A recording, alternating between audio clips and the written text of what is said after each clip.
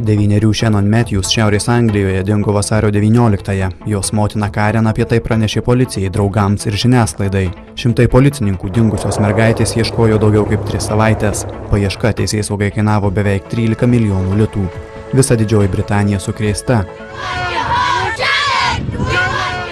Gyventojai pagrobėjų prašo paleisti mergaitę. Pati pagrobtosios motina taip pat kelis kartus į pagrobėjus kreipėsi per televiziją.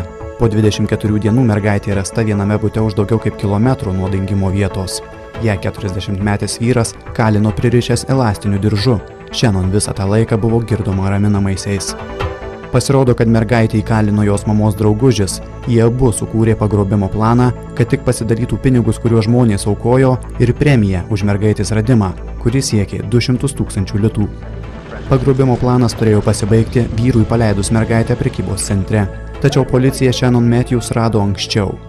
Karen Matthews grynas blogis. Sunku suprasti, kokia turi būti motina, kad pasmerktų savo vaiką tokiai apgaulei ir niekšiškam nusikaltimui. Karen Matthews manipuliatorė, pademonstravusi neįtikėtinus sugebėjimus meluoti.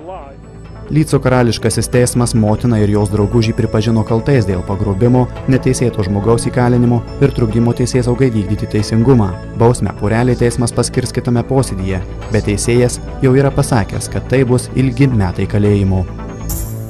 Reporteris Rimantas Vančys.